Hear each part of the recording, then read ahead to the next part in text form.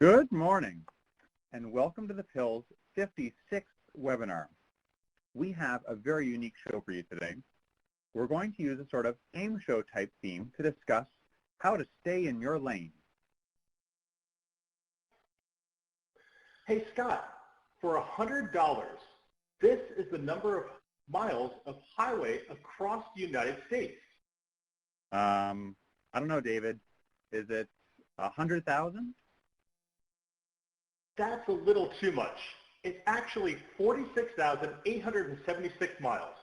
And next time, please make sure to answer in the form of a question.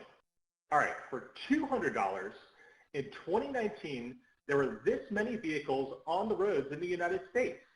I don't know. What is 100 million? Nope, it's actually 284 million. Oh, okay, David. That's a lot of cars, but what does it have to do with our webinar today? Well, it's all about how to stay in your lane. So I was asking some quiz questions about cars. Oh, I see. All right, well, it's not that kind of lane, David. We're talking about how to use the procedures for just a specific FAR part and not bring in procedures from other sections like 15.3 when you don't have to. Oh, awesome. I guess I'll stick around then because I have a lot to learn. But before we get started though, we have to go over some housekeeping. First, sign in with your full name and DHS email address using the chat pod to prove you attended this webinar and get your credit. If you didn't type your name and email address in the chat pod when you entered the seminar room, please go ahead and type that now. For example, david.jablonski@hq.dhs.gov. At the end of the show, we'll send you a certificate that you can upload into the new CSOD application to track your CLPs. If you're on the phone only, then please email us at pil@hq.dhs.gov sometime today, and we will confirm your attendance for credit. If you do not type your email in the chat pod, then we have no way of adjudicating your attendance for credit, so please do so. If we jump from one pod to the next, you do not need to re-enter your name again. We will have that record in Adobe. If you type your email once, then you're good. Now, for a quick orientation for those who haven't attended before, or if it's been a while, in the bottom right corner of the chat box, not only is this where you type in your full name and DHS email address for credit, it's also where you can submit your questions at any time. We have dedicated PIL staff monitoring the questions, so please don't leave a question in your hip pocket. We don't want this to be a one-way conversation where the audience asks the PIL questions. We encourage you all to interact with each other. So feel free to respond to your colleagues when there's something you want to address. For those of you who are unable to sign into Adobe and are on the phone with PowerPoint slides, then you can still participate in the conversation. Email your questions and comments to the PIL inbox at pil@hq.dhs.gov. We have PIL team members standing by to answer your questions. On the bottom middle of the screen, you'll find some helpful PIL links. The top right, you can find the downloads box where you can access and download the documents we'll be covering today at any time. Just click the upper right-hand drop-down to download all. You'll see some poll questions throughout the presentation, so keep an eye out to be sure to respond. In fact, there are 2 polls up right now. And finally, let's see what you have to say. So we have 73% people here.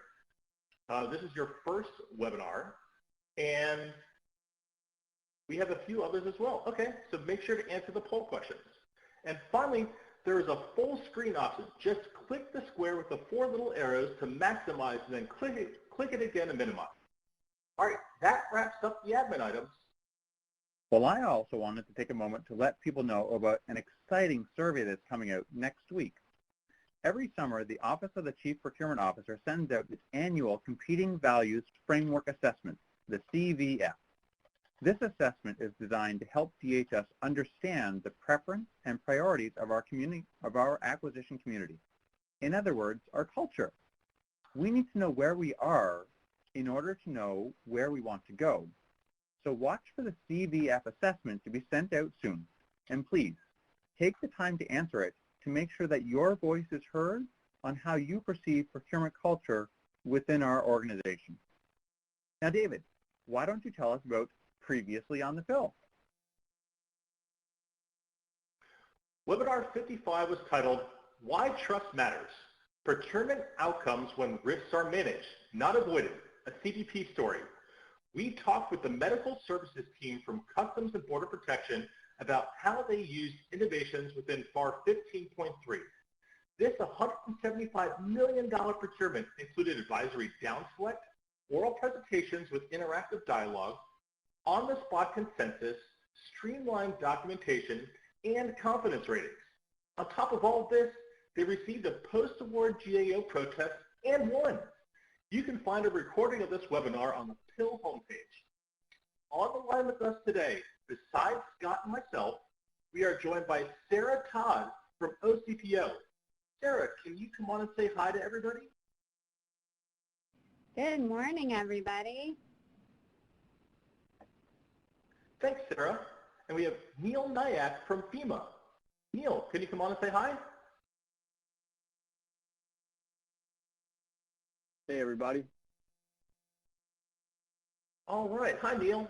And last, we have Brittany Tobias from ICE. Brittany, can you come on and say hi to everyone? Good morning, everyone. All right. Thank you, Brittany. We'll hear more from them soon. But first, let's go over the poll results.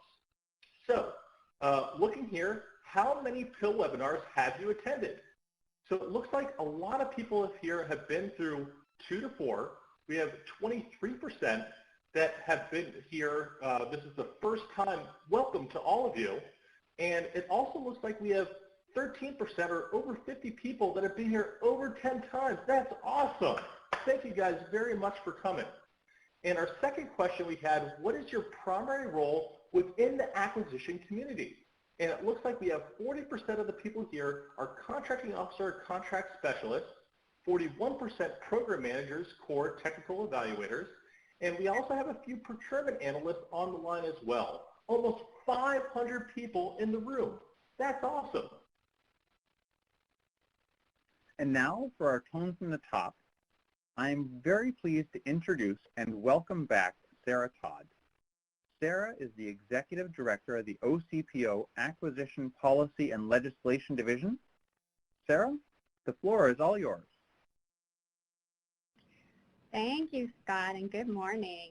I'm very pleased today to give the tone from the top for this special PIL webinar.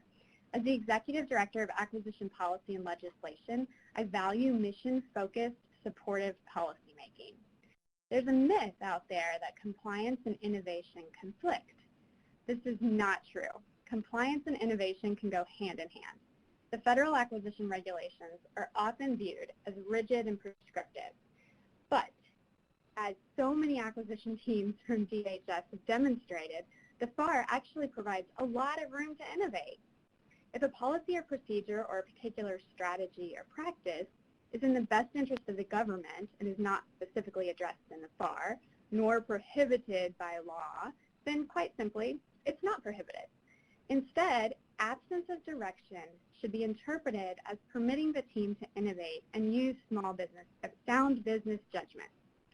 I wish I could take credit for those amazing words, but they actually come directly from the FAR at 1.102, the Statement of Guiding Principles. Think about this for a second. If the FAR is silent, then we have room to innovate. I remember a junior CO I was coaching once would often read through the FAR looking for an answer, only to be frustrated when it wasn't explicitly laid out. So I helped the person understand that the silence is in our regulation is where our flexibility to use our judgment and make sound business decisions stems from. The FAR provides us with this flexibility and this empowerment to make good business decisions. That's our job. The same is true for staying within our swim lanes when we're working within the regulations. The FAR is very clear that the policies or procedures in subpart 15.3, for instance, do not apply when we're using 8.4, FAR Part 13, or 16.5. But many times we rely on this section as it's a reference point, since it's the primary place where the FAR provides evaluation and award procedures. But our flexibilities are derived from the silent areas of the FAR. So if we're in 8.4 using federal supply schedules, and the FAR is silent about, say, comparative evaluations, then we're permitted to use that technique. GAO has also reinforced the government's discretion in this instance. Similarly, if we're conducting a procurement within FAR Part 15, and we're using simplified acquisition procedures, where the FAR doesn't prescribe negotiation procedures, we are permitted to conduct negotiations in a manner that's fair and equitable, but that doesn't need to follow the 15.3 procedures.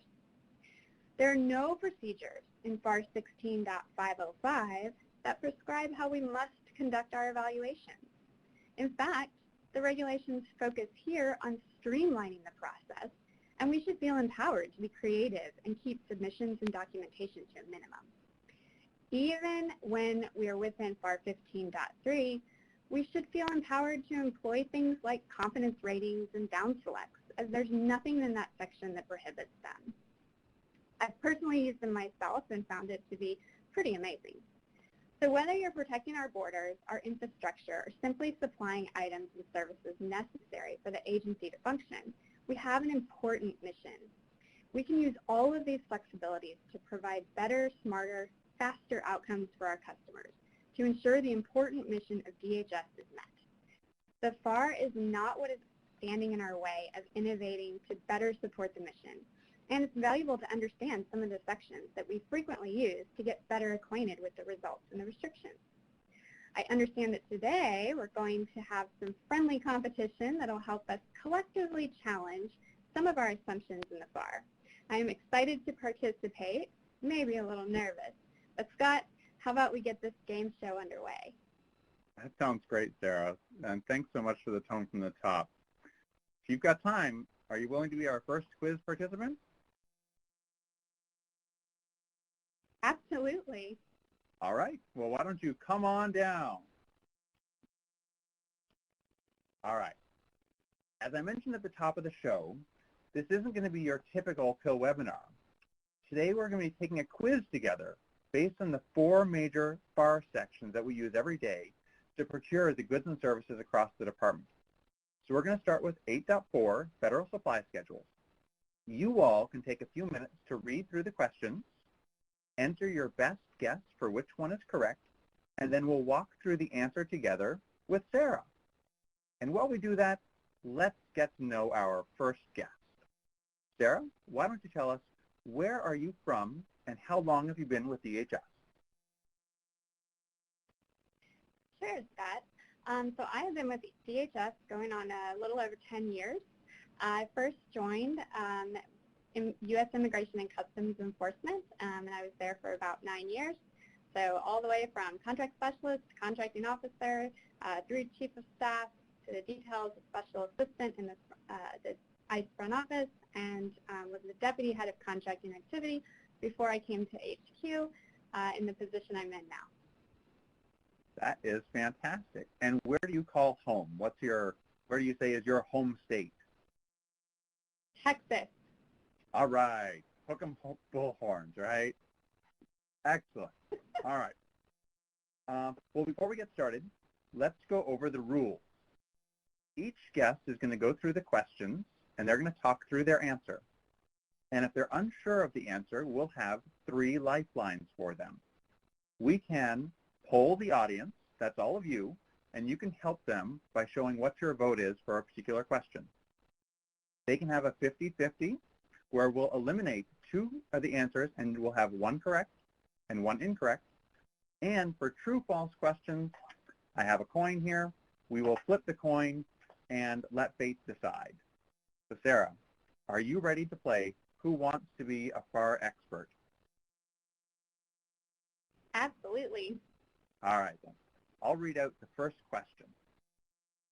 When providing the brief explanation of the basis for the award decision to an unsuccessful quoter, you must provide A, the awardee's price, B, the awardee's overall technical rating, C, the unsuccessful quoter's significant weaknesses or deficiency, D, a summary of the rationale for the award, E, all of the above, or F, none of the above.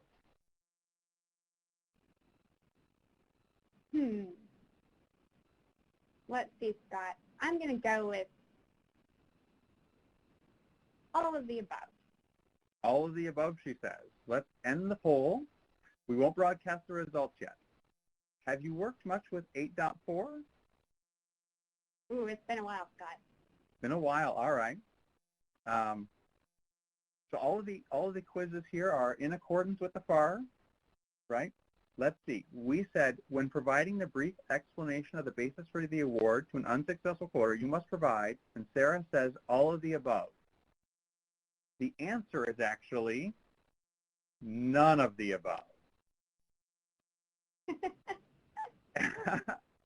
8.405-2D says that after award, ordering activities should provide timely notification to unsuccessful offers. And if an unsuccessful offer requests information on award that was based on factors other than price, that only a brief explanation for the basis of the award shall be provided. And it's up to us to determine what is that brief, the brief explanation for the basis of the award decision. So the FAR doesn't actually say that we have to have any of these things in there. And it looks like you were pretty close with the audience there. 34% said that E, all of the above, was the correct answer. And there was only 12 people out there that said none of the above. What do you think about that, Sarah? Well, I think it's a fantastic example of where we may have done something in the past and we think we were required to, even if it's a good idea. So for the record, sometimes it's a good idea to provide more than what's the minimum required. But totally get it. If we have that flexibility, that's awesome to know. Definitely, and that's what it's all about, right? It's about that flexibility. And that's what all of these questions are about, getting to know the FAR, seeing when there's flexibility, where we can innovate. I actually just read a GAO decision that said the brief explanation of award was only 2 paragraphs. And the GAO said, that's okay. In 8.4, that's all it needs. All right. So we're 0 for 1 right now. It's all right. We've got 4 more questions. Let's move on to the second question. Again, 8.4, Federal Supply Schedule. When soliciting BPA holders for orders over the simplified acquisition threshold, you may rotate BPA orders to holders of the BPA as long as you included this in the BPA ordering guide. What do you think, Sarah? As an acquisition policy, you must see a lot of ordering guides come through.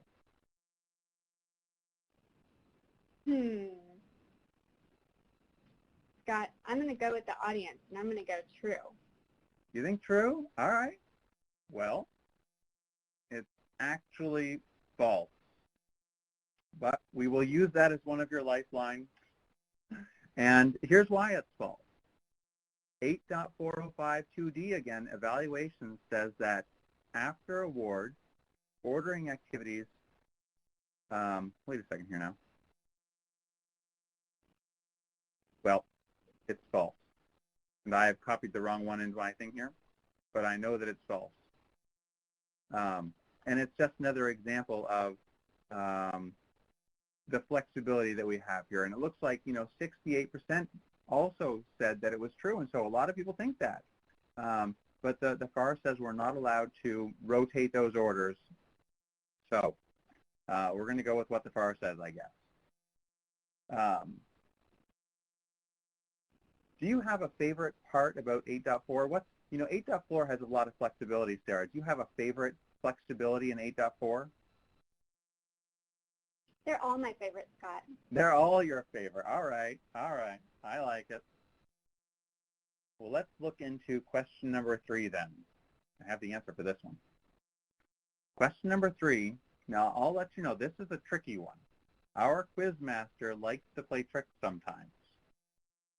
Question number 3 is, a single award BPA shall not exceed A, 1 year, B, 2 years, C, 5 years, or D, 10 years. What do you think, Sarah?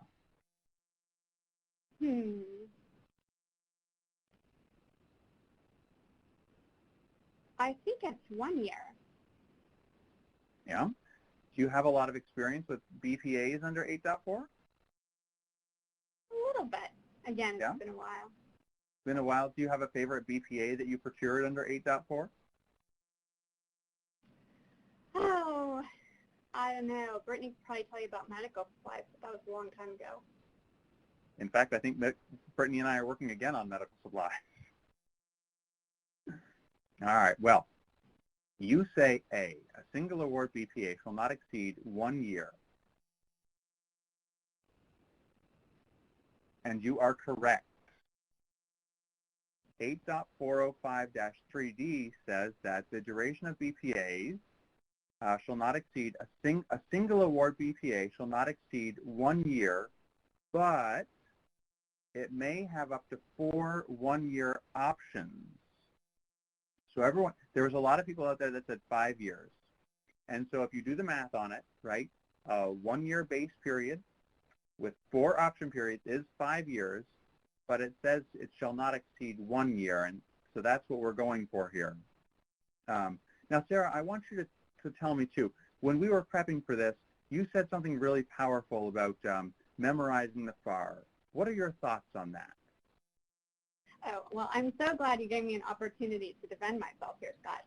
So one of the things that's really important, and for this in particular, I think is a great example, this question. So I always tell people, don't think that you need to memorize the FAR. In fact, don't memorize the FAR. Read the FAR when you have a specific area that you're working in or a specific procurement so that you can apply it. Because number one, the FAR changes sometimes. It gets updated. So always make sure you're reading the latest version. I certainly made that mistake when I was a specialist once. I went to my supervisor and I said, oh, the FAR doesn't say this, like this part doesn't exist. And I had my paper FAR because I'm old school and I love my paper FAR. And he said, oh, you should try the online version because it's been updated. And that was embarrassing. So taught me a great lesson. But one of the things for this one I think that you can key in on is the word single award BPA. So it's important to actually not memorize the FAR, but go and read it and make sure that you're catching those nuances. And that's the most important thing. So the answer would have been different, I believe, if it was a multiple award BPA situation. But because it was a single award, you've got to read it, make sure you're applying the proper principles. Yeah, that's true. A multiple award BPA, it says generally should not exceed 5 years, but even so, it may do so to meet certain program requirements. So those are great nuances, and once you go in there and read that, I know that one thing that I used to do whenever I was a contracting officer and I got a new project, if it had been a while, then I would just sit down, I'd make time, and I'd read that section. And I'd read it from one start to the end, and there's a lot you can skip. You know, if it's not going to be a small business set aside, you don't need to read that. You can kind of skip down a little bit. But I just sit there and read through it all because it's a good refresher. And none of these FAR sections are, you know, Moby Dick or anything like that. Sometimes it feels like that, but they're all just a few pages. And so we can take time to read through that and read the highlights and go and talk to somebody else and look through that. It's a good refresher. I know that I was clearing out my desk and I brought mine home. I'm ready for the construction. So I've got it right here. It's always with me, but it is a paper version. I sometimes like paper a little better. We look at screens so much. I just need the paper, and then I go double check something online afterwards. So.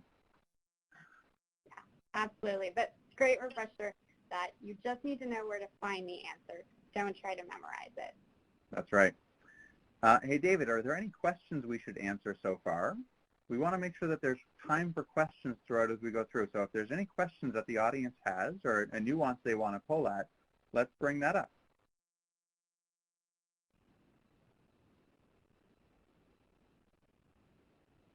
Okay, well, I guess David is on mute. That's okay. We will check back in with David in a little bit. Let's move on. Oh, it says Catherine has a question. Catherine, well, Catherine asks, is this an open book test? Yes, it is an open book test. Life with the FAR is an open book test. Let's move on to question number 4. All right, we're on the board now, Sarah. You've got 1 right and 2 wrong. That's all right. You still have a chance here to make it up, and you can still come out ahead and be a winner. Question number 4 asks, the contracting officer must conduct the procurement as a set-aside if 2 or more small business mass holders can perform the requirement. And it's true or false?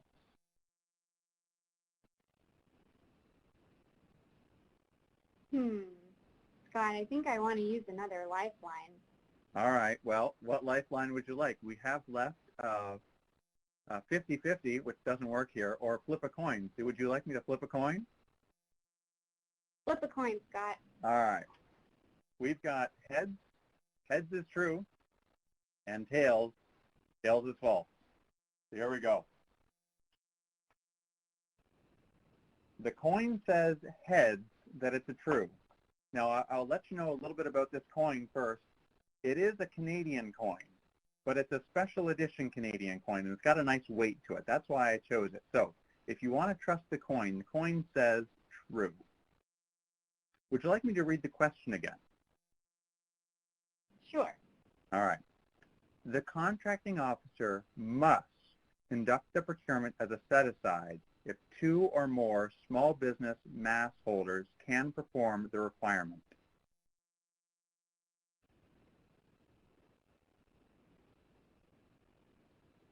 I think it's false. All right. Is that your final answer? Sure. All right. Well, the answer is false. Great job. What tipped you off? Before I read the citation, what tipped you off to make you think that it was false? The word must. I believe it says the word may. That's right. Anytime you see a must in one of these questions, you got to think about, well, is there flexibility there or not? We're all about flexibility at the PIL. So the reference is 8.405-5, which says, although the preference programs of Part 19 are not mandatory in this subpart, ordering activity CEOs may, at their discretion, set aside orders for any of the small business concerns or set aside BPAs. So there you go. You have discretion here. You may. You can do your market research, and if you get 2, but they're kind of on the edge, well, it says may, and so maybe think about that. Talk with your small business rep, talk with your program holders, and you may set that aside. Great job, Sarah. All right, we are 2 for 2 now. And it looks like, I want to look at the audience results here. The audience results before the poll closed were very close. 55% said true, and 45% said false. So that's very close here. And I think that just shows how much we need to read the FAR for some of these sections, especially when we have questions like this. What do you think, Sarah? Well, absolutely, Scott. This is also an area where it's important to read your local component policy, as there may be additional guidance on top of the FAR, but for this particular question, we were only talking about the FAR.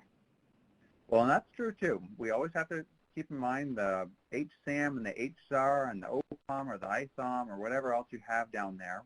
We did go through and look at all of our questions, and all of our questions are in compliance with the HSAR and the HSAM as well. And it's only that local policy that you're correct, down at the component level, where you've got to double check your figures there just to make sure. All right. The last question, as my dad used to say, this one's for all the marbles. Are you ready? I'm ready. All right. Question number 5. You can ask for price reductions before placing an order or establishing a BPA, but these exchanges must be conducted as A, clarification, B, discussion, C, A or B, or D, none of the above.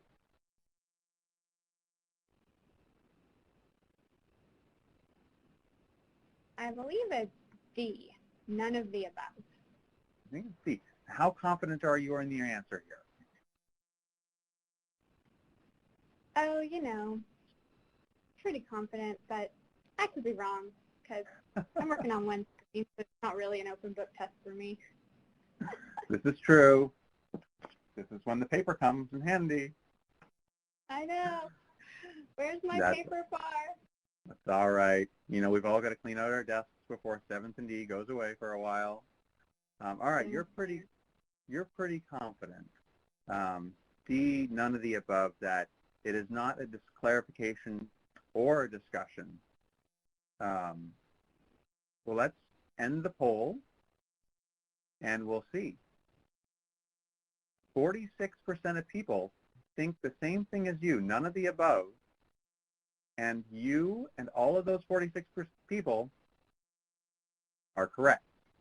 It is neither discussions nor clarifications because 8.405-4 has a title, Price Reduction, and it actually says that ordering activities may request a price reduction at any time before placing an order, or in conjunction with the annual BPA review. So if you're doing an annual BPA review, you can request an additional price discussion, a reduction. It also says that the ordering activity shall seek a price reduction when the orders in BPA exceed the simplified acquisition threshold.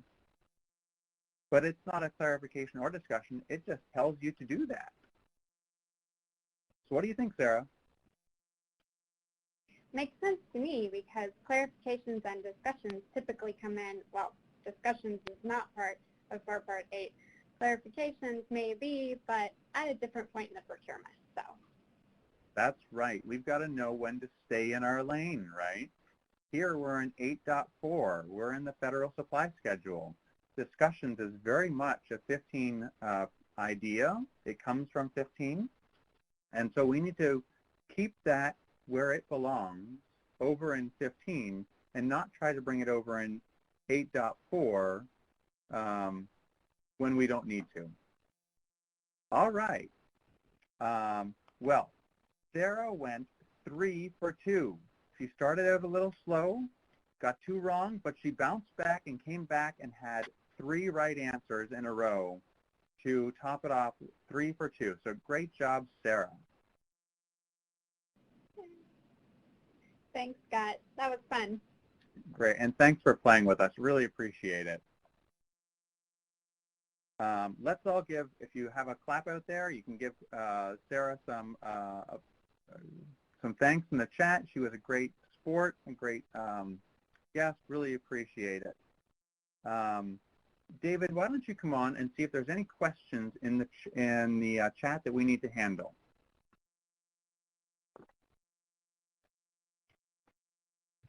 Hey, Scott, there's no questions right now in the chat that we need to handle at all. We do have a poll up. How many did you get correct? So let's see how many that you all got correct here on the actual 8.4 quiz.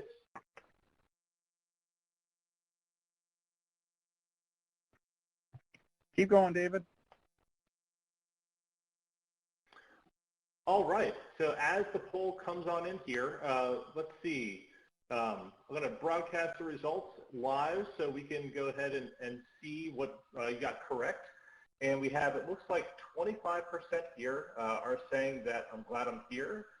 We have, this was tricky.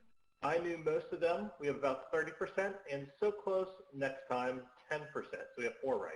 And only 1% right now, so 2 people are saying that I am an 8.4 FAR expert. That's awesome. Maybe we'll get that up a little bit as we keep voting. Excellent. Thank you very much. That was great. Really glad that there's a few people out there that think they're far experts in 8.4. You know, 8.4 is one of my favorite parts to work in just because it is so flexible, and there's so many different things that you can do in 8.4 that you can't do in some of the other sections. I really like that last question about the price reduction. It really gives us the chance to go out and ask for that price reduction at any time. So if I have a bunch of quotes, I can just go out and ask for price reductions. If I'm at just before award, I can ask for price reductions. So really great place there that I like a lot. The other thing, of course, that I really like about 8.4 is that GSA has already determined that the prices are fair and reasonable, and that's written into the FAR. And all of that we have to do is, it says specifically, we do not have to make a separate determination of fair and reasonableness. We just need to look at the level of effort and the mix of labor to determine that the total price is reasonable. So I really like that part of 8.4. It's one of my favorite things, and it's a fun fact. All right. We are going to move on to Section 13 now, Simplified Acquisitions, and we have a special guest here. Trevor is going to come on and introduce this special guest. All right, in the audience, Neil Nyack, come on down.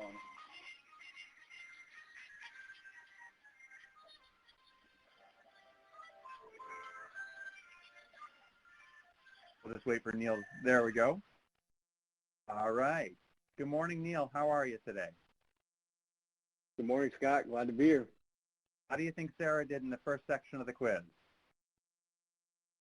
She did all right. She did pretty good. I definitely have some shoes to fill here. I mean, we got a nice competition going. Yeah, she got 3 out of 5 right. You think you can beat her 3 out of 5 score? Let's see what I can do. All right. And then, have you worked much with 13.5, 13, the simplified acquisitions? So the last time that I worked in 13 was a couple of years ago when I was deployed to Puerto Rico, and we were doing a lot of small purchases. But it has been a little bit. I definitely swam more in the 8.4 and 16.5 lane as of recent. All right. Well, you have some experience there, so that's good. Maybe that'll give you a leg up in the standings. We'll see how we do. All right. Well, Neil, are you ready to play Who Wants to Be a FAR Expert? Let's do it. All right. Question number 1. Contracting officers shall use blank approaches to the maximum extent practicable in awarding contracts using simplified acquisition procedures. Contracting officers shall use A, formal, B, informal, C, negotiated, or D, innovative.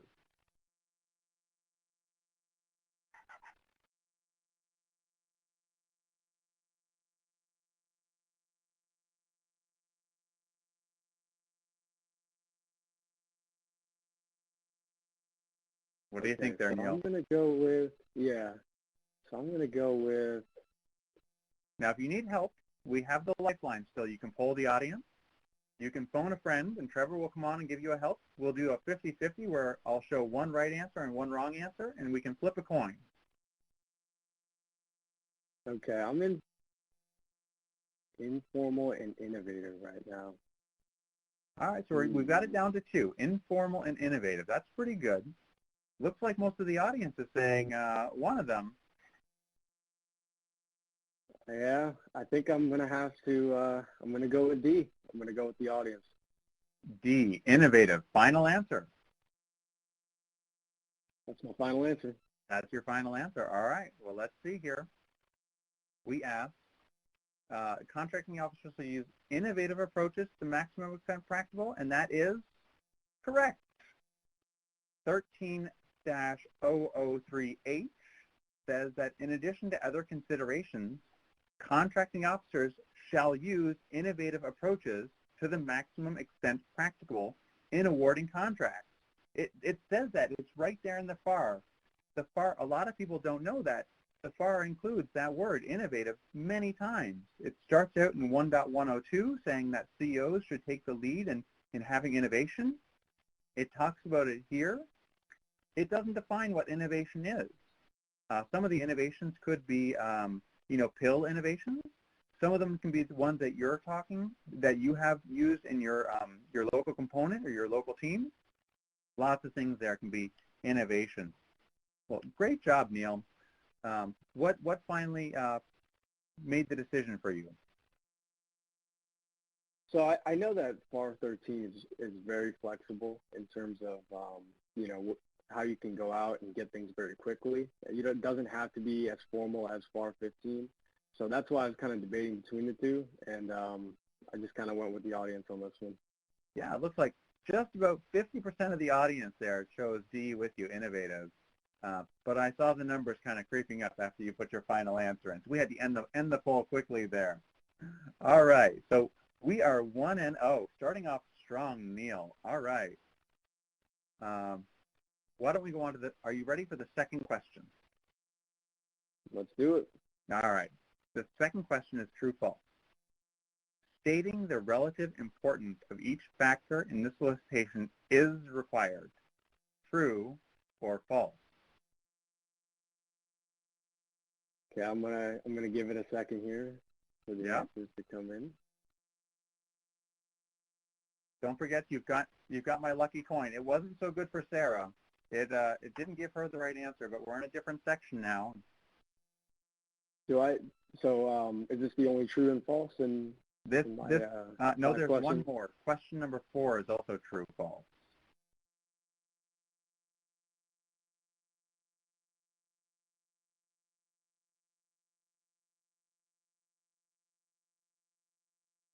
I'll read the question again. Stating the relative importance of each factor in the solicitation is required. What do you think, Neil? Time for an answer. I'm going to go with true. You're going to go with true. All right, you're going to follow the audience one? Well, let's end the poll. 60% of the audience also thinks that this is true, but it's actually false. 13.106-1 says that when soliciting quotations or offers, the contracting officer shall notify potential quoters or offers of the basis on which the award will be made. That's it. That's it. So we just need to know the basis. And it gives an example here of, e.g., price alone, or price and other factors, or past performance and quality. But we do not have to list the relative importance of each factor in the solicitation. And this is a commonly held myth. It's something that we bring in from other parts of the FAR, but it is not required here on 13.1, but 13 simplified acquisitions. So what do you think about that, Neil? Yeah, I think that's one of those things where when you're going out into the open, you kind of bring those ideas from FAR 15 when you're doing these FAR 13 procurements. But I guess this is one case where you don't have to be as prescriptive about your the way you're going to evaluate the procurement. Yeah, exactly. That's a really good way of putting it. I'll go on. I missed a part actually in reading my 13.106 quote. There's actually a subsection that's on the next page of my note that says explicitly, solicitations are not required to state the relative importance assigned to each evaluation factor, nor are they required to include sub-factors. So there you go. All right, we're 1 for 1 now, Neil. Are you ready for question number 3? Yep, let's do it. All right. Question number 3 says, a BPA established using 13.5 procedures must not, by statute, exceed A, $7.5 million per order and $15 million total, B, $7.5 million total, C, $7.5 million per order and $75 million total, or D, none of the above. What are you thinking there, Neil? So I know that there is a threshold for 7.5 million.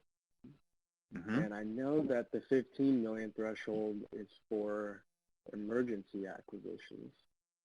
But I'm not sure about the per order and the total though. So I'm going to go with D. You said D as in dog? Well, are you leading me to D or? No, I couldn't hear. No, I'm going to go with B, 7.5 total. Okay, B. Well, I'll ask you about the 15, the emergency one. Is that something that you learned at FEMA, or is that something that you learned in Puerto Rico when you were deployed there? That's something that, yeah, I've learned at FEMA when doing emergency acquisitions, is that, you know, if it's of a commercial nature, you can utilize the increased thresholds. So it's very key, and even when you're buying like a high dollar value procurement, you could still utilize the flexibilities of FAR 13 instead of using FAR 15 or FAR 12 in conjunction with 15. Yeah, that's good to know. A lot of us, you know, we do regular procurements to support the department. We're not as familiar with that part, but that's something really good to know and something good to think about there. All right. So we asked a BPA established using 13 must not by statute exceed, and you're going to say 7.5 million in total. Is that your final answer? Yep, let's do it. All right. We have ended the poll, and the correct answer is actually D, none of the above. Oh, my God. I'm sorry. I was not trying to lead you there earlier, but that's what it is. 13.303 says that individual purchases shall not exceed the simplified acquisition threshold. That would be your orders. However, agency regulations may establish a higher threshold consistent with two principles: the simplified acquisition and 7.5 million limits for individual purchases, and that the limitation for individual purchases for commercial items conducted under 13.5 is 7.5 million. But it doesn't say what that ceiling for the BPA is. And so the BPA could have the greater ceiling there above $7.5 million as long as all of the orders were below $7.5 million. So it's actually D, none of the above. And this is something that the PIL kind of talks about at a lot of our boot camps and a lot of different webinars and things. But obviously it's not something that's easy to understand. What do you think, Neil? Yeah, I think that 13.5 sometimes is a little bit, I want to say, like kind of jumbled up, and it's not the most easily understandable. So the way that you broke it down makes a lot of sense. And I find that, and I think a lot of people find that with the whole FAR, that it could use a rewrite in more like storybook mode instead of Game of Thrones, where it goes here, and then it goes here, and this is here, and this is references here. We just want the story. It starts with once upon a time, and it ends with the end, right? So that's why it gets important. Read these sections. Read it again. Talk to somebody. Phone a friend, right? That's why we've all got a lifeline in life, right? Phone a friend. All right. We are 1 correct and 2 incorrect now, but we still have a chance to catch up. If you get both of the next 2 questions right, you would tie with Sarah. Are you ready for question number 4? Yep. All right. This one is also true, false. So you still have your opportunity to use the coin. And it asks, formal evaluation plans establishing a competitive range and conducting discussions are not required. True or false? Okay, so all 3 of those things I know are FAR 15 requirements, and I'm going to go with true, and I'm going to say that FAR 13 is pretty prescriptive in saying they're not required. I'm feeling confident. All right, you're feeling confident, and it looks like the audience is out there too. All right, is that your final answer? True. Yep, that's my final answer. All right. Well, let's see. Formal evaluation plans establishing a competitive range and conducting discussions are not required. That is true. Great job. 13.106, All right. evaluation procedures, says that the CO has broad discretion in fashioning suitable evaluation procedures, and that, and it states explicitly, formal evaluation plans and establishing a competitive range, conducting discussions, and scoring quotes or offers are not required. CEOs may conduct comparative evaluations of offers, though. This is a place where it's very clear that, as Neil said, we don't need to bring in that baggage from 15.3. We can stay in our lane and use what we already saw in 13, use those innovations, right? And it doesn't matter what the innovations are, whether they're ours or anybody else's or anything that could just simplify and streamline, right? What is an innovation? Something that simplifies the process, something that streamlines it, something that makes it easier for you all. So, all right. We are 2 for 2 now. We've got one last question to go. Do you have a favorite thing about 13 simplified acquisitions before we go to the last question, Neil? Or a favorite yeah, pill technique? Go ahead. No, go ahead. Or favorite pill technique. Either way. I haven't been able to use comparative evaluations, but I would like to use that. I think that's a really nice technique in this part of the FAR. But I do like the ability and the flexibilities in FAR 13.5, especially when you're in tense situations like disasters and FEMA. I think it's very useful. All right. And those are all very true, and I like them a lot, and I'm sure that you take a lot of advantage of those supporting FEMA. And we all should across the components when we've got different disasters and things we're responding to. All right, we're down to the last question now. We're 2 for 2. You get this question right, you tie with Sarah. You get this question wrong, and Sarah's got some bragging rights over you. Are you ready for the last question? Yep, for all the all right. marbles. Remember that you have one lifeline left if you'd like to phone a friend. Here we go. When using FAR 13.5 procedures, the contract file must include A, a copy of the solicitation, B, a copy of the quotes received, C, the number of offers received, D, the consensus technical evaluation report, or E, all of the above.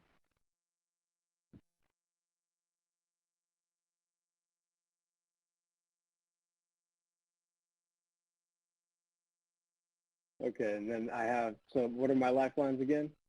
You can do a 50-50, and I'll give you one correct and one incorrect, or you can phone a friend.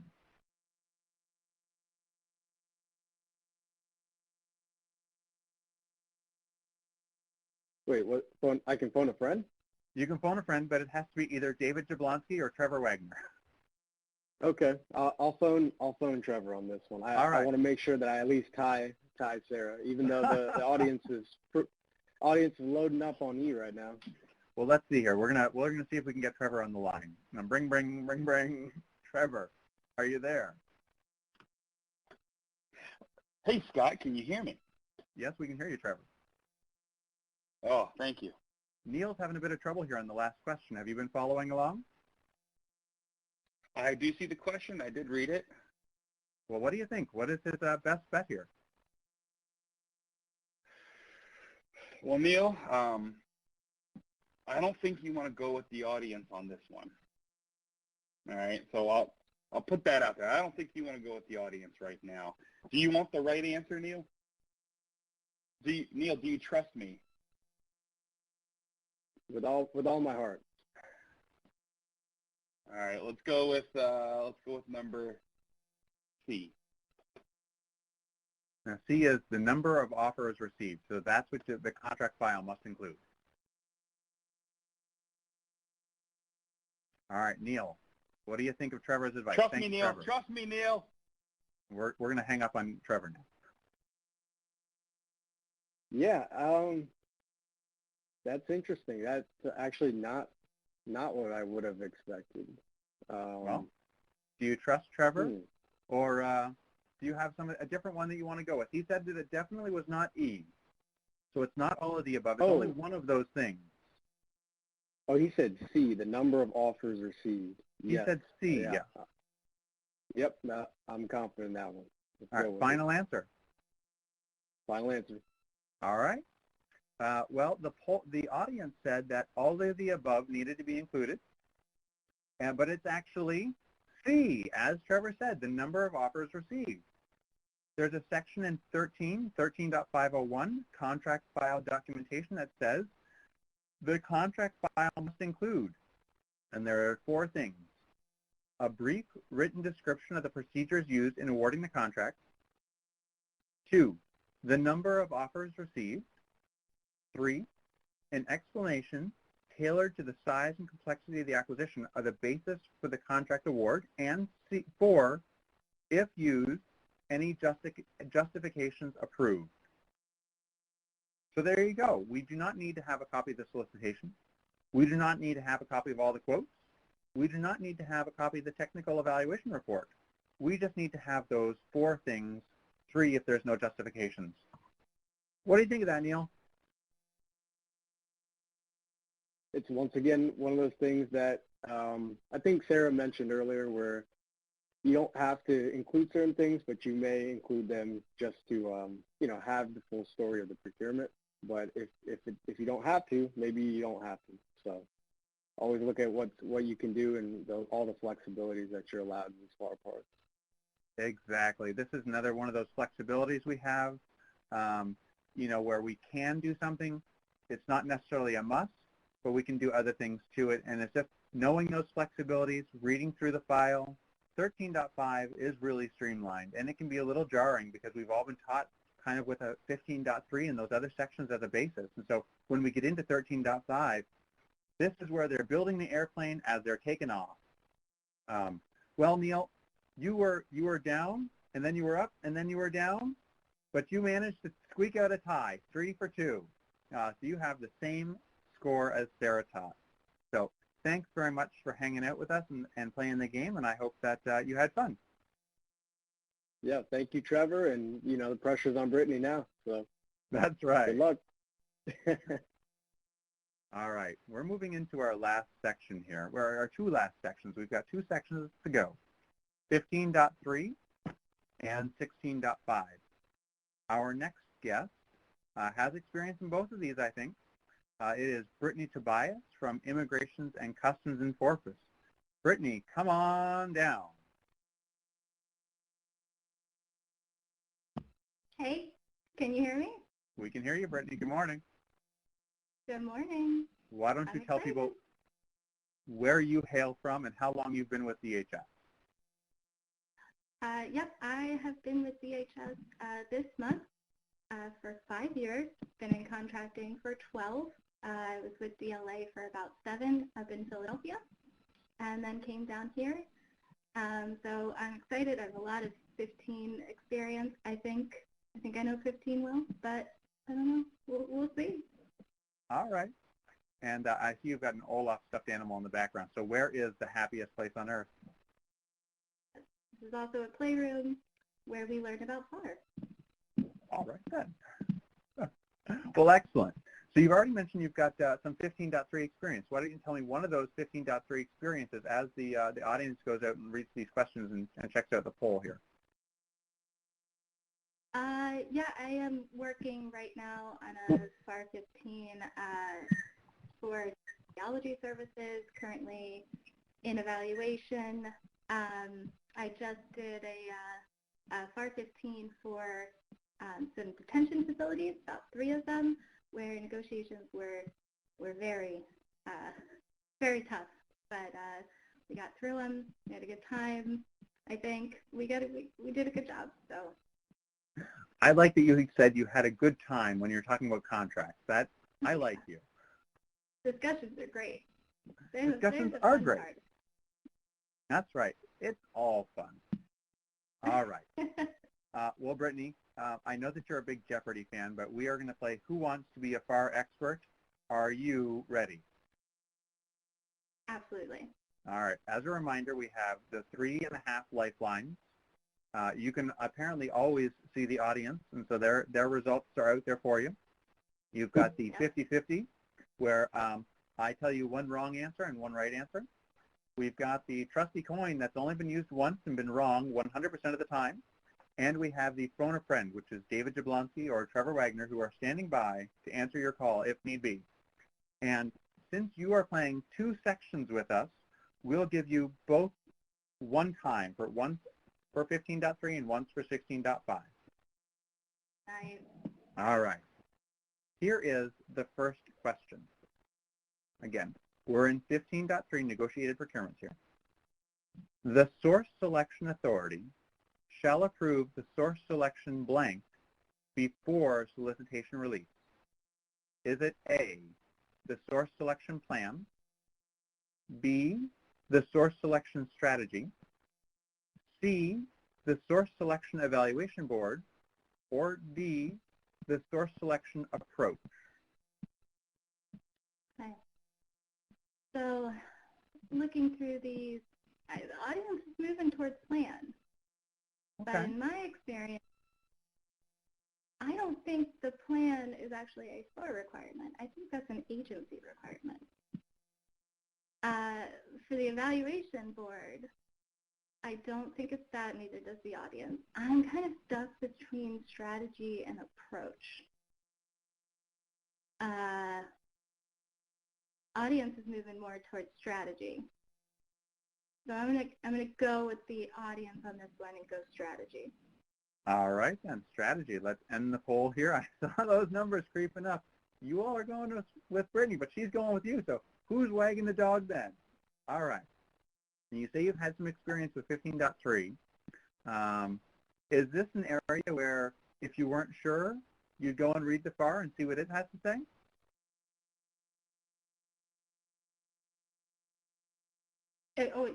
That's me. Sorry, I thought it was the audience. Yeah, absolutely. Yeah. All right. Go All right. Well, and see what it has. You said B, strategy, and that's your final answer? Final answer. All right. Well, you are correct. 15.303 says that the source selection authority shall approve the source selection strategy or the acquisition plan, if applicable, before solicitation release. So the acquisition plan does have to be approved, but only if it's applicable. And so when you talked about the local policy, that was kind of right. It depends what the acquisition plan says, but here the FAR only requires them to approve the source selection strategy. In your experience, Brittany, with 15.3, what's the difference between the strategy and the plan? I think they're pretty similar, but I would say the plan is definitely more overall. The plan has the strategy included. The strategy is the overall evaluations, how many, the evaluation factors. If you're going to do a down select, what is your where's your award decision going to be about? Your plan includes so much more of when are you doing it, what are you doing, who are you doing it with. So I think they're interrelated, but the strategy is it's the meat of them. Yeah, I agree. The acquisition plan has a lot of extra information in there about what you did the last time, what your market research said, what your milestones are, who's going to be involved, and all of that doesn't really get to the strategy. The strategy is kind of the meat and bones of it. What's your evaluation factors going to be? What's your approach going to be? All right. Well, we are 1-0. You're starting off strong, just like Neil did. We've got 4 questions to go, and Sarah Todd is still the record to beat, 3 for 2. Are you ready for the second question? Yes. All right. Question number 2. The rating method must be disclosed in the solicitation, true or false. And this is our only true or false question in this section. I am going to need a little bit of help with this one because I can tell you I almost always disclose the rating method, and I'm not sure it's required. All right. Well, the audience... What are my options? Well, you can poll the audience here. That 66% of the audience say that it's true. So that's a super majority. In the Senate, you could end discussion on that and just say, hey, 66%. So that's one. We also have the coin here, and we can see if the coin is a little bit more accurate in 15.3. It's a Canadian coin, right? It is a Canadian coin, so, you know, they're honest and trustworthy.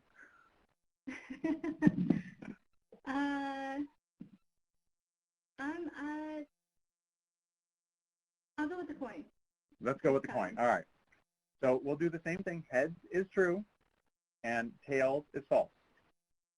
Okay. The coin says tails, that this is false. I'm going to go false. All right. She's going to trust the, she's going to go with the coin. All right. Is that your final answer? Yes. All right. The rating method must be disclosed in the solicitation. That is false. That is correct. Great job. So the coin is now 1 for 1, and Brittany is 2 for 0. And I really liked how you walked through that, and that you do it a lot, but you're not sure it's required. Why do you do it in the solicitation if you're not sure if it's required? I think that it's a good idea to disclose it, especially if anything, it helps me go through it. What is my rating method? I follow the solicitation. You can see that I followed it. It's transparent, especially if you're in a protest situation. But I think I've actually seen it where it hasn't been done.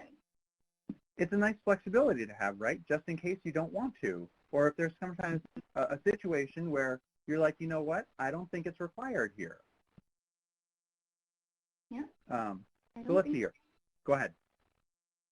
Oh, go ahead. Sorry. All right. So 15.304D says that all factors and significant subfactors that affect contract award and their relative importance shall be stated clearly in the solicitation, but the rating method need not be disclosed in the solicitation. The general approach for evaluating past performance information is the only thing that needs to be described. So that's it. So here the rating method, like if you're using competence ratings or you know, your traditional adjectival ratings or colors or whatever you're reading, they do not need to be disclosed in the solicitation. All right, you're up ahead, 2-0. Are you ready for question number 3? Yes. All right. The solicitation shall state whether all evaluation factors other than cost, when combined, are A, more important than cost or price, B, less important than cost or price, C, either A or B, or D, none of the above. What I see most of the time is it is more important than cost and price. You need to have cost and price, always technical cost and price. This is interesting. I'm going to go with more important than cost and price. You're going to go with A. You do still have 2 lifelines. You've got the 50-50, and you've got the phone a friend. You'd like to use either one of those for this section. Not yet. Not yet? All right. Not yet. So you're pretty confident in A, with that the solicitation shall state that all evaluation factors are more important than price, and that it's not allowed to say less important.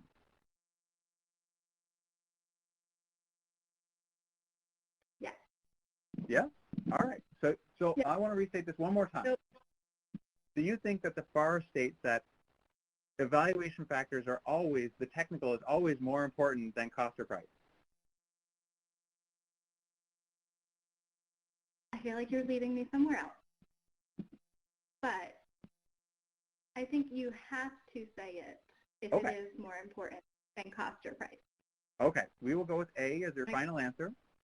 Let's lock in the poll, and we will actually say that it is D, none of the above. Wow. What FAR 15.304 actually says is that at a minimum, it shall state whether all evaluation factors other than cost or price, when combined, are significantly more important than cost or price, approximately equal to cost or price, or significantly less than cost or price. So those are the options that 15.3 give us. And when we use more important, less important, we're actually doing something that's against the FAR. So we do need to say significantly more important, approximately equal, or significantly less important. So, very interesting. We all learned something today. All right. We are 2 for 1 still. You still have the opportunity to go 4 for 1 and beat both Sarah and Neil. Are you ready for question number 4? Yes. All right. Question number 4 states, although any rating method may be used, the strengths, deficiencies, significant weaknesses, and risks shall be documented in the file. What do you think? Is that true or false?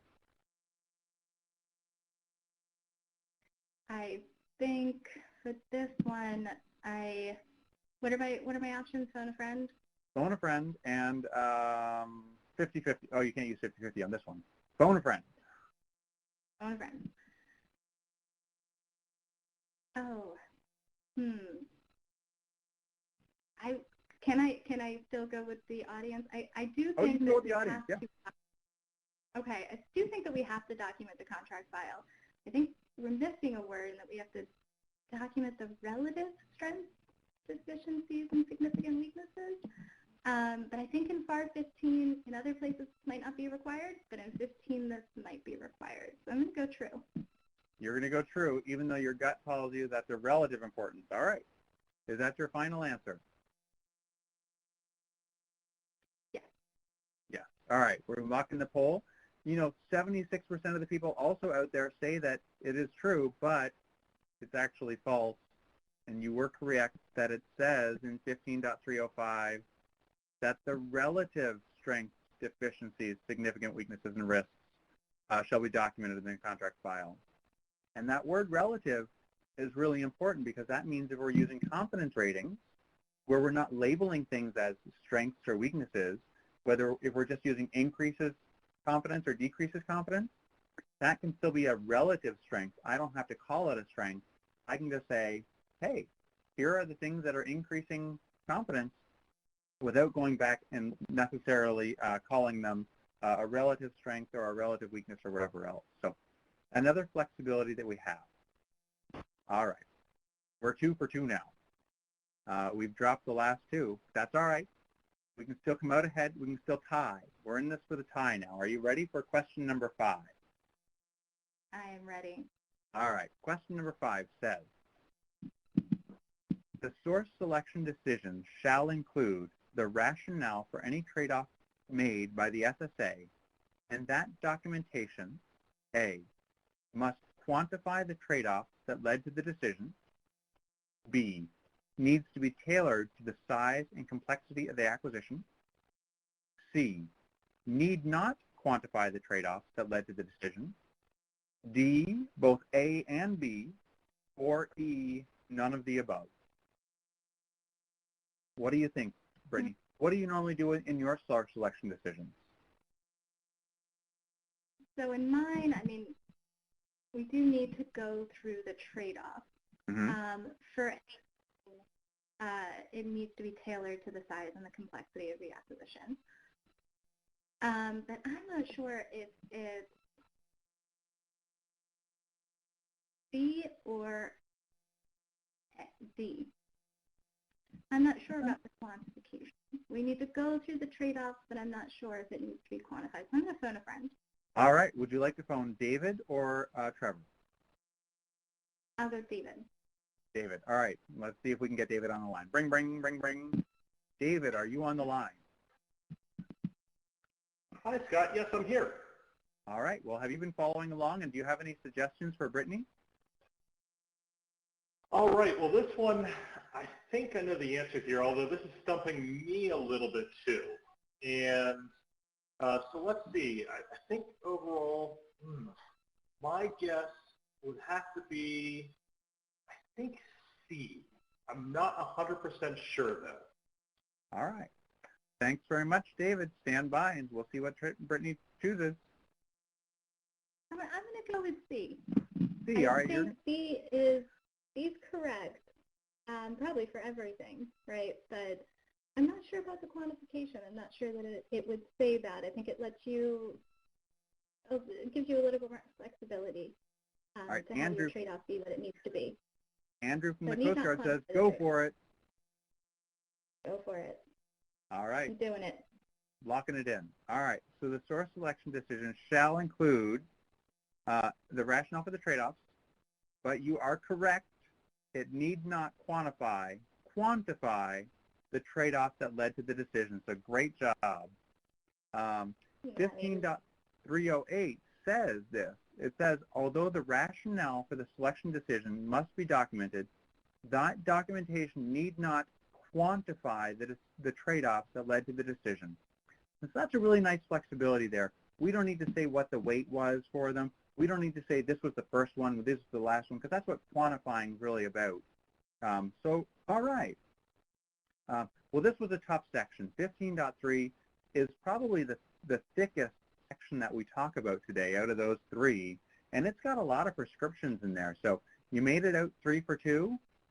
You tied with the others, but unlike the others, you have another chance to come out on top. What do you think about the main differences between 15.3 and 16.5 as we go through that? Probably for 15.3 or 15 on the whole, you're establishing your competitive pool. You've got that competition there. You could be establishing an IDIQ, which is where you would move towards 16.5 if you're competing in that IDIQ. All right. That's how I look at it. Excellent. Well, there's still lots of people out there that are just keeping up. We've got, I think I saw that 30% got a few right, and 30% got some right, and there was only a couple people that said they got them all. So I think you're doing great, Brittany. And as we move into 16.5, you know, we got to remember that Kenneth Patton says that the CEO's got a lot of discretion when they're choosing what to import from FAR 15.3 or not, as well as that the CEO gets to write the rules for that fair opportunity trade-off here. So 16's got lots of flexibility here. All right, we're going to reset all of your lifelines. And are you ready to play, again, Who Wants to Be a FAR Expert? Yes. All right, here we go. First question. The CEO must synopsize orders under IDIQ contracts. True or false?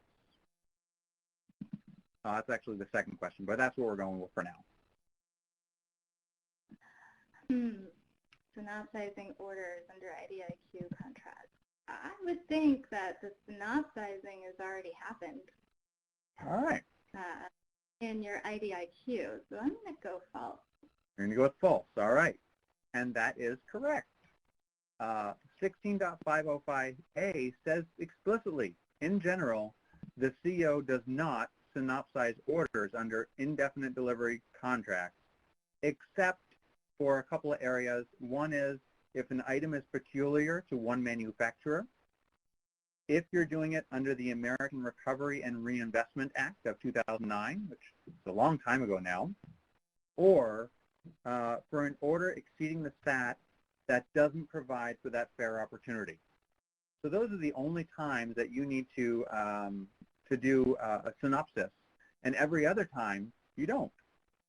So it looks like most of the audience also got false for you, so we can end that poll, and we will go back to question number 1 now.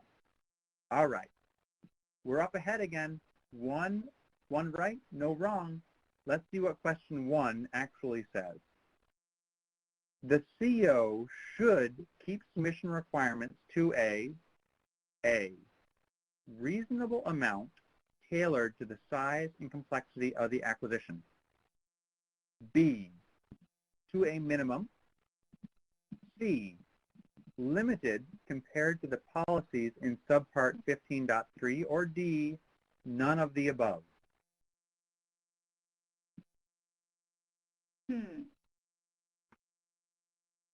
These are interesting word choices. Very, very similar word choices. I know, we've seen that first one a few times now. I think that I read it out in 13.3 already. Very tricky. I might need some help in this one. All right. Would you like to poll the audience, phone a friend, or use a 50-50?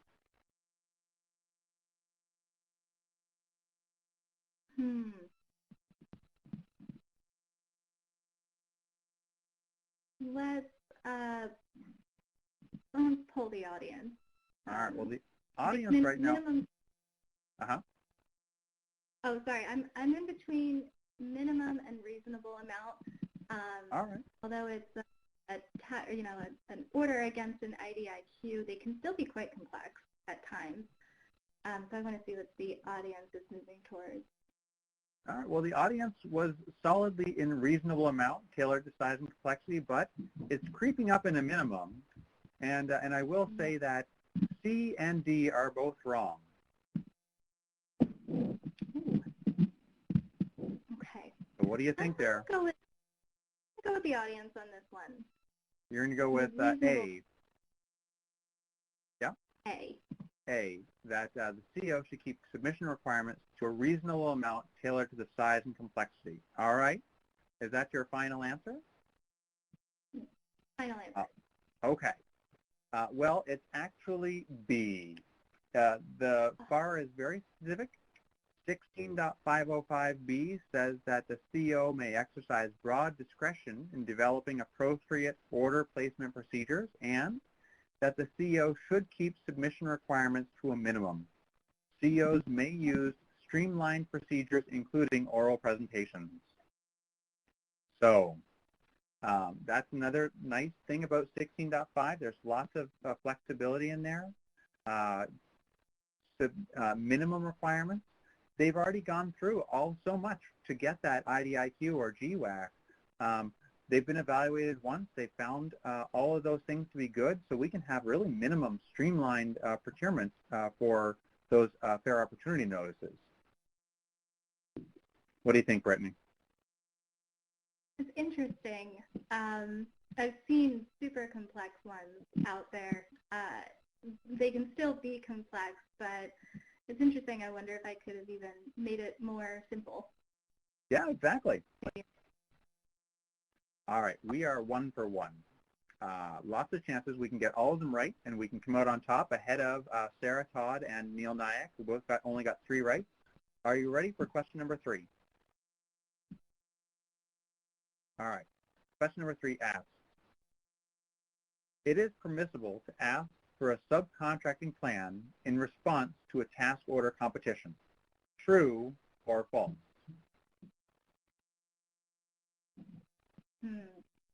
I'm going to say true. I think True. Subcontracting plans are generally at the discretion of the contracting officer if there are subcontracting opportunities. All right. And so I'm going to say true. You're going to lock that in. True. Final answer. Final answer. All right. Well, it is actually false. Sorry to say. And 16.5 is, this is a tricky one because the prescription is actually from 19 for it, but it applies to others. And it says that contracting officers placing orders, which is under 16, may establish small business subcontracting goals for each order, but establishing goals shall not be in the form of a new subcontracting plan, as a contract may not have more than one plan. So here the IDIQ contract has a subcontracting plan, and the task orders underneath it have to abide by that one plan with just goals underneath it. What do you think of that? That was tricky. It's a little yeah, tricky. I didn't. I think it makes a lot of sense too, though, because it makes sense that there's only one subcontracting plan for that master contract and everything else rolls up under it. So it's a nice thing, but yeah, it is a little tricky. You've got to go outside of 16. Right. All right. Well, we're 1 for 2 now, but we can get the next 2 right and still tie with your best record and with Neil and Sarah. Are you ready for question number 4? I am ready. All right. Question number 4 asks, the policies in blank do not apply to the ordering process. A, subpart 8.405, B, part 13, C, subpart 15.3, or D, part 19, or E, all of the above. What do you think, Brittany? I'm much more familiar in 15, but I think I need to phone a friend here. My initial thoughts is that 15.3 don't apply. Okay. Well, let's get... Because we've already... But I want to see what someone else says. Let's see here. We're going to get Trevor on the line. Bring. Trevor, are you out there? Hello. You have reached the voicemail box for Trevor Wagner. It doesn't seem like Trevor's available. So let's do 50-50, and we'll say C or E. One of those is the correct answer. What say you?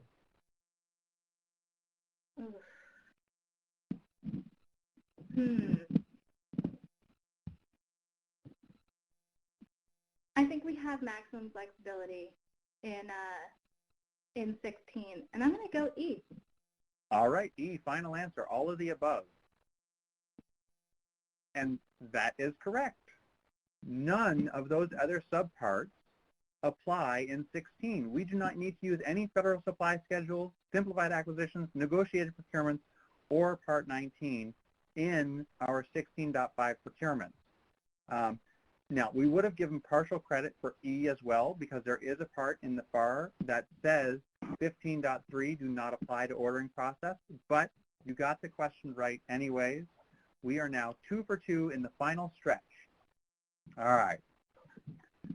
We've got the last question, Brittany. This is stressful. Are you going to be okay? I'm going to be all right, but... All right. The last question to tie with your best record is, formal evaluation plans are A, required, B, recommended, C, not required, or D, all of the above. What do you think is the right answer? D is none of the above. None of the above. Or D, none of the above. Sorry. I thought that was right. I don't think they're required. All right. You're going to go with C. 16. No. I don't think they're required, but I'm not sure about recommended or not required. Now, again, we're going with the FAR. So what do you think the FAR says about this? And in the just 1 minute that we have left here. Probably not required. All right, then. Especially in... Here we go. Formal evaluation plans are not required. That is correct. And it says so, it's specifically in 16.505 that formal evaluation plans or scoring of quotes are not required. So great job, Brittany. You tied with Sarah, Neil, and yourself. We really appreciate your time today and for being such a great contestant on our show. Thank you. This has been a great opportunity, everyone, to look at the flexibilities we have in the FAR, to realize that the FAR has lots of flexibilities for us. We really want to stress that you can download all of the answers to all of the questions. It'll be in the downloads box right now, and you can email it for us if you can't find it later on. But it's in the download box. It's a one-pager. You can download that now. Really want to thank all of you here. We're going to bring Trevor back up, or David back up for the final thoughts. I want to thank Sarah Todd. I want to thank Neil Nyack, and of course, Brittany Tobias for being with us today.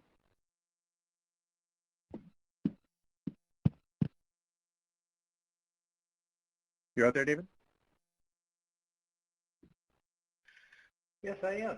And you can visit the PIL homepage to find recorded webinars with the corresponding document. This will be uploaded to the website within a few days with all documents you see today. Useful resources, component acquisition innovation advocates, the AIAs. You can submit ideas for innovation. And now, you all know we've transitioned our boot camps to a virtual platform over the last year, and we have one offering coming up on July 28th, which will be a free one with the NCMA World Congress. So please check that out. And however, remember, if you have already been to a boot camp, then you need not go again. However, if you go to FAI.gov or YouTube, you can watch a 1-hour condensed version of the boot camp called the PIL Primer. This isn't meant to replace the experience or training, but serve as a placeholder until you can attend one or need a refresher. Thank you all for coming, and see you at the next webinar.